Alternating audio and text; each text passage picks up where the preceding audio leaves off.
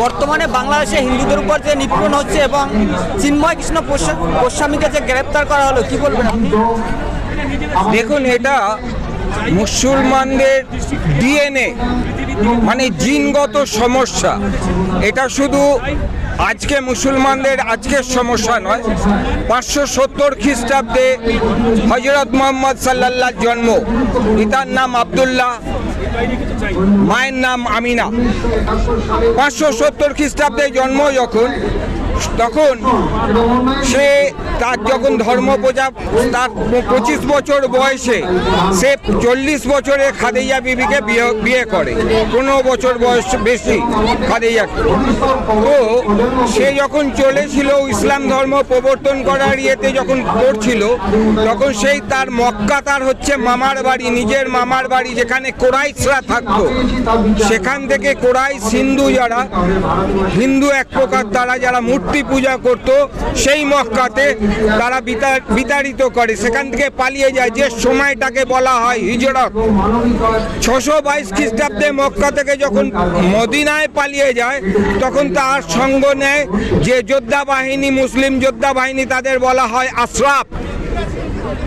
এই আশরাফ বাহিনীকে নিয়ে সে তার নিজস্ব জীবনে অন্তত মিনিমাম 100টা যুদ্ধ করেছে, মানে লুণ্ঠন করেছে। সে একটা নারী লোভী যুদ্ধবাজ, যে মানুষ জিব্রাইলের নির্দেশে এই কোরআন শরীফ তৈরি করেছিল। এই কোরআন শরীফ যে মুসলমানরা মেনে চলে, এটা কি সত্যি ধর্মগ্রন্থ না কোনো ম্যানিফেস্টো? যে ম্যানিফেস্টো সাধারণত প্রত্যেকটা 30টা পারা, 114টা সূরা এবং 6666টা আয়াত, যার প্রত্যেকটা বেশিরভাগ বাণীর মধ্যে লেখা আছে শুধু হিন্দু নিধন, কাফেরদের কিভাবে নৃশংসভাবে হত্যা করতে হবে এবং হিন্দুদের বিভিন্ন রাষ্ট্র বা অমুসলিমদের বিভিন্ন রাষ্ট্রকে কিভাবে দখল করতে হবে।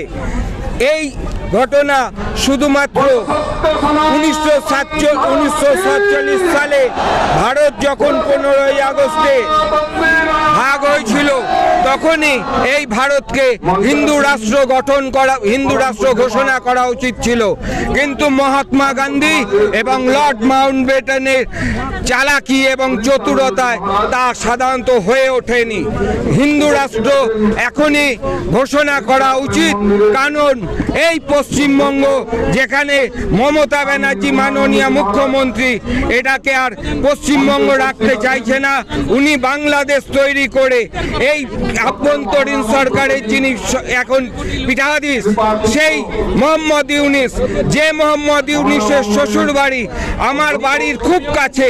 আমার বাড়ি হচ্ছে পূর্ব বর্ধমান জেলার 31 নম্বর ওয়ার্ডে, সেই লস্করদিঘির কাছে, যেই লস্করদিঘির পাশের পাড়াই হচ্ছে কসাইপাড়া। সেই কসাইপাড়া থেকে আমি 2018 সাল থেকে বিতাড়িত। আজ আমার গোটা শরীরে শুধুমাত্র মুসলমান এলাকায় একা হিন্দু হয়ে বসবাস করার জন্য সেখানে আমাকে 2013-14 সাল থেকে শুনতে হতো, মুসলমান এলাকায় হিন্দু থাকবে না, হিন্দু হটাও, দেশ বাঁচাও। তাহলে হিন্দু এলাকায় কি আমরা আওয়াজ তুলতে পারি আজ হিন্দু রাষ্ট্রে? এখানে মুসলমানদের নাই ঠাঁই। তোমাদের একমাত্র স্থান হয় কবরস্থান, নয় পাকিস্তান।